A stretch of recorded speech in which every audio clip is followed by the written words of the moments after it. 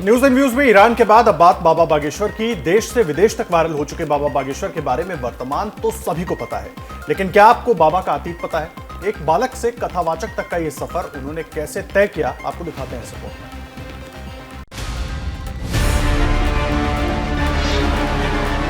धीरेंद्र शास्त्री को जानने वाले दावा करते हैं कि वो 9 साल की उम्र से अपने दादाजी के साथ बालाजी सरकार की सेवा करने लगे थे।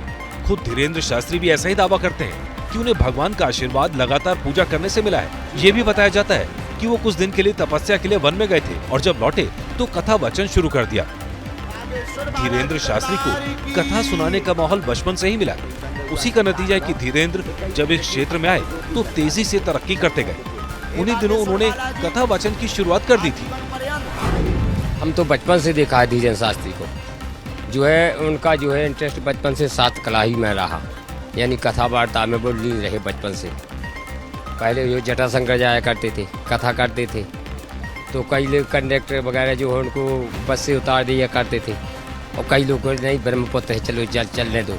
तो किसी दिन जो अमावस्या को 200 रुपये मिले, किसी दिन जो है 300 मिले।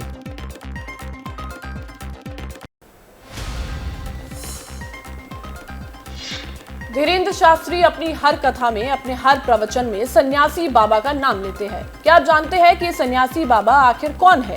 कहा जाता है कि सन्यासी बाबा ना होते तो धीरेंद्र शास्त्री भी नहीं होते।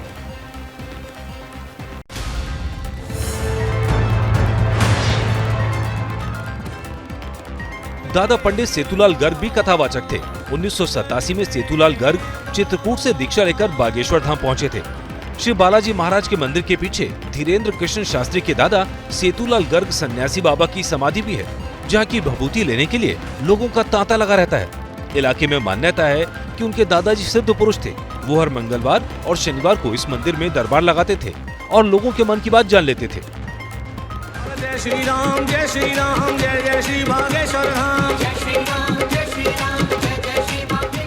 धीरेंद्र शास्त्री ने उन्हीं से रामकथा सीखी, इसीलिए वो अपने दादाजी को अपना गुरु मानते हैं और यही बात उनके सत्संगों में कई बार सुनाई देती है।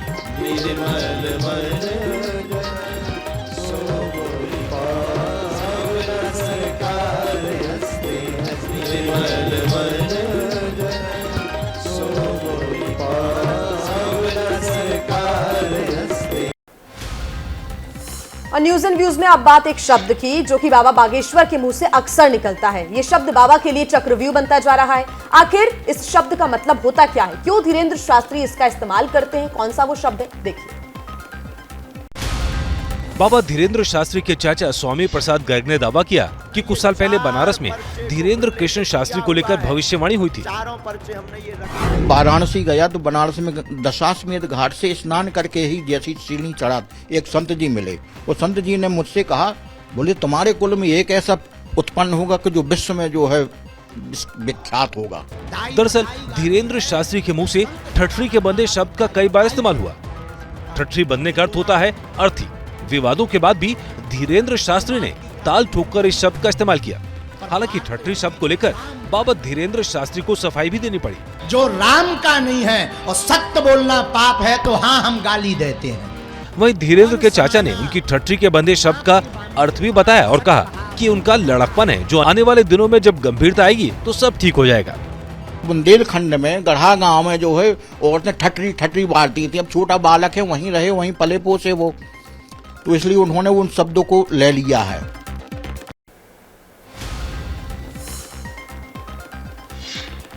धीरेंद्र शास्त्री कुछ दिनों के लिए गायब हो गए थे तो उनकी खबरें चलाई गई थी। अब धीरेंद्र शास्त्री ने बताया कि कुछ दिन के लिए वो बाहर गए तो लोगों ने फैला दिया और पूछा कि बाबा कहाँ गए। बाबा बागेश्वर धाम ने कहा कि वो शिवरात्रि यज्ञ के लिए संतों को निमंत्रण देने के लिए गए थे। 11 से 18 फरवरी को धीरेंद्र शास्त्री बड़े यज्ञ का आयोजन कर रहे हैं, जहां 121 गरीब कन्याओं की शादी भी कराई जाएगी, विवाह कराया जाएगा।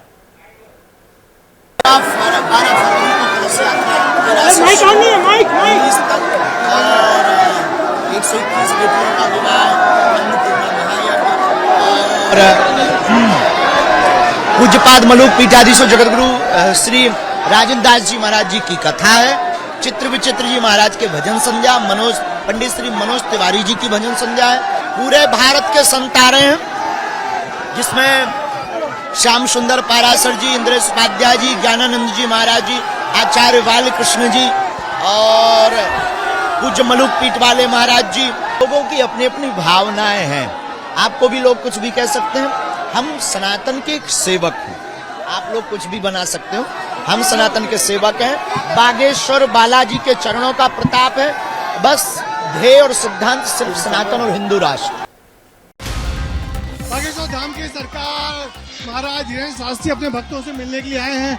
2 दिन वो बाहर रहे और उसके बाद जब जिस तरीके से आए हैं, भक्तों का बड़ा जमावड़ा है यहाँ पर, और वो इस तरह मिलके चले गए। आप देख सकते हैं बाहर कितनी दूर दूर से लोग आए हुए हैं, कि दूर दूर से लोग आए हुए हैं और हर व्यक्ति मिलने के लिए बेताब है, उतावला है और चाह रहा है कि एक बार उनको स्वामी जी ये बाबा के दर्शन हो जाए, जिसके लिए लोग बहुत दूर दूर से आए हुए हैं। राजस्थान से इसलिए भाई आरती लेने के लिए तो काफी सारे लोग आए हुए हैं और बाबा ने अब कहा है कि हम सनातन धर्म के प्रचारक तो हैं, मगर बहुत ज्यादा बात बाबा नहीं कर रहे हैं। उनका कहना है कि जो कुछ उनको बोलना होगा 10 तारीख को एक बड़ी प्रेस कॉन्फ्रेंस करके कहेंगे।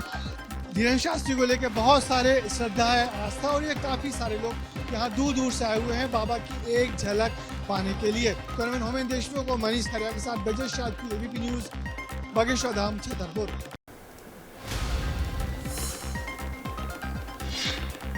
न्यूज़पेपर, सोशल मीडिया और यहां तक कि टीवी पर भी धीरेन्द्र शास्त्री से जुड़ी हुई खबरें वायरल हैं। कुछ लोग धीरेन्द्र शास्त्री को सनातन का सुपरस्टार कह रहे हैं, तो कुछ लोगों की नजर में बाबा पाखंडी हैं।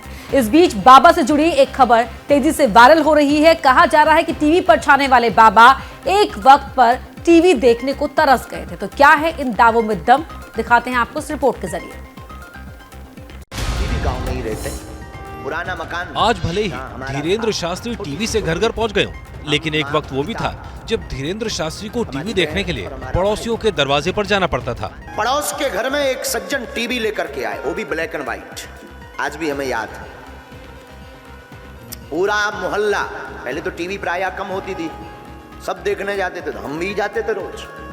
एक बार उन महोदय को पता नहीं, हमारा समय चक्कर खराब था इसलिए हो सकता, उन महोदय ने किसी बात पर रुष्ट होकर के और बगल में बैठी अपनी माँ से कहा कि ये रोज रोज आ जाते हैं देखने के लिए, बंद करो टीवी। अपने इन्हीं निजी अनुभवों के किस्सों को धीरेन्द्र शास्त्री कथाओं के बीच में सुनाते हैं। पुरोहित कर्म तो करते ही थे, कर्म कांड करते थे हम बचपन में भी। तो सत्यनारायण बाँचने किसी के घर जाएं, कोई अमीर आदमी, गुरुजी महाराज जी यहाँ बैठो, तब तक आप इंतजार करो, तब तक तैयारी हो रही, और उसके कमरे में टीवी लगी हो ना, तो हम कहते थे हम यहाँ नहीं बैठेंगे, धूप में बैठेंगे, क्योंकि टीवी तो तभी देखेंगे जब अपनी खुद की होगी। देखिए, धीरेन्द्र शास्त्री की शख्सियत में जितने राज हैं, उनसे जुड़े बागेश्वर धाम के बारे में भी उतनी ही धारणाएं हैं। कुछ का दावा है कि बागेश्वर धाम का इतिहास 1000 साल पुराने चंदेल वंश से जुड़ा हुआ है।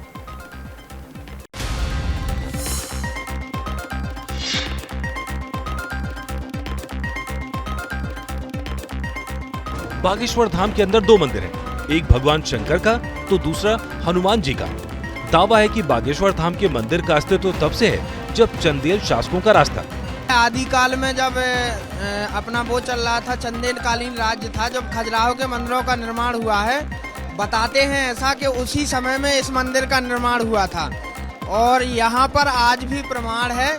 यहाँ पर ये बालाजी की मूर्ति स्थापित नहीं की गई है, ये स्वयं प्रकट मूर्ति है, और स्वयं अपने आप ये धरती फाड़ करके निकले थे बालाजी सरकार, और उन्हीं की कृपा से आज ये लाखों भक्त आ रहे हैं और इनका कल्याण हो रहा है। तो बाघ घुमा करते थे, तो बाघ के चलते इस जगह को बाघेश्वर कहा जाता था। तो दरअसल ये एक जमाने का बाघेश्वर धाम था। ये बाघेश्वर धाम अपभ्रंश होते होते बागेश्वर धाम हो गया है।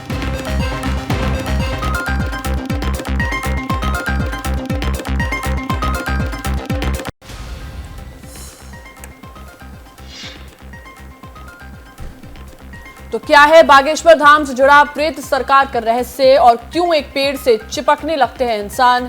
क्या है इन दावों का सच, देखिए। बागेश्वर धाम के मंदिर प्रांगण में ही एक पेड़ है। मंदिर के सेवादार का दावा है कि पेड़ कौन सा है ये कोई नहीं जानता, लेकिन लोगों को सिर्फ इतना मालूम है कि यहाँ भक्त आते हैं तो चुंबक की तरह पेड़ से चिपक जाते हैं, रोने चीखने लगते हैं। और इस वृक्ष की ऐसी महिमा है कि पूरे आसपास के जंगलों में केवल यही इकलौता ऐसा पेड़ है जिसका कोई नाम नहीं जानता कौन सा पेड़ है। यहाँ पर आपके शरीर में कैसी भी नेगेटिव ऊर्जा हो, आप जैसे ही इस पेड़ को स्पर्श करोगे तो वो नेगेटिव ऊर्जा आपकी अपने आप खींच ली जाएगी। पेड़ से लिपट कर रोने चीखने का सिलसिला तब तक चलता रहता है जब तक मंदिर में आरती न शुरू हो जाए। आरती शुरू होते ही सब नॉर्मल हो जाता है। ये क्या है कि यहाँ आ रहे हैं तो जो यहाँ की शक्तियाँ हैं, वो जो नेगेटिव ऊर्जाएं हैं, जो बुरी शक्तियाँ हैं, उनके ऊपर उन्हें टॉर्चर करती हैं और उनके ऊपर यहाँ पर जो सरकारी नियम के हिसाब से जैसे अदालत होती है ना, ऐसे ही बालाजी सरकार हमारे जज हैं। यहाँ पेशी करनी होती है और वो फिर फैसला सुनाते हैं और जो भी उनकी वो होती है वो सबकी मनोकामनाएं पूर्ण होती हैं। बाबा धीरेंद्र शास्त्री ने एक मुस्लिम महिला को हिंदू बनाकर घर वापसी का भी ट्रेलर दिखाया है और इस बीच बाबा का एक मुस्लिम दोस्त वायरल भी हो रहा है जिसने धीरेंद्र कृष्ण शास्त्री की कठिन दिनों में मदद की थी। उनकी गरीबी के दिनों के साक्षी हैं उनके मुस्लिम मित्र डॉक्टर शेख मुबारक। शेख मुबारक बताते हैं कि एक वक्त में उन्होंने अपने दोस्त धीरू की मदद की थी, लेकिन उन्हें इस बात का एहसास नहीं था कि उनका दोस्त धीरू कभी इतना मशहूर हो जाएगा। सब परेशानी हालत ज़्यादा थी, इस हिसाब से जो भी उनके हल्के फुल्के कार्य में अपन काम आए प्रयास करते रहते थे। शेख मुबारक बताते हैं कि धीरेंद्र और उन्होंने पन्ना में जाकर हीरा खोजने की कोशिश भी की थी, लेकिन किस्मत ने साथ नहीं दिया। आर्थिक तंगी के कारण उन्हें लौटना पड़ा। बाद में वो तप के लिए 41 दिन के लिए जंगल चले गए। शेख मुबारक बताते हैं कि धीरेंद्र शास्त्री ने कुरान का भी अध्ययन किया हुआ है और कुरान को लेकर भी उन्होंने कई बार मौलाना से सत्संग व परिचर्चा भी की है। कुरान का अध्ययन उन्होंने किया है और जो है हम लोगों की भावना ये रही है, ये सब नहीं होता तो काहे को ये मित्रता बढ़ती 10, 12, 15 साल। हम जो है उनके साथ जो है रामनवमी के जुलूस में जाते हैं तो वो हमारे साथ ताजिया में भी जाते थे। क्या मजबूरी है मेरी बताइए, मैं अभी आपको बताती हूँ कि मैंने ओए होए होए होए नमकीन के चटकारे लेते हुए टकटकी मार के डिबेट शो को पॉज रिपीट कर करके देख रहे हैं जोगिंदर जी। इनकी तरह आप भी देखें अपने फेवरेट डिबेट्स को रिपीट कर और डाउनलोड कीजिए एबीपी लाइव ऐप अपने स्मार्ट टीवी पर।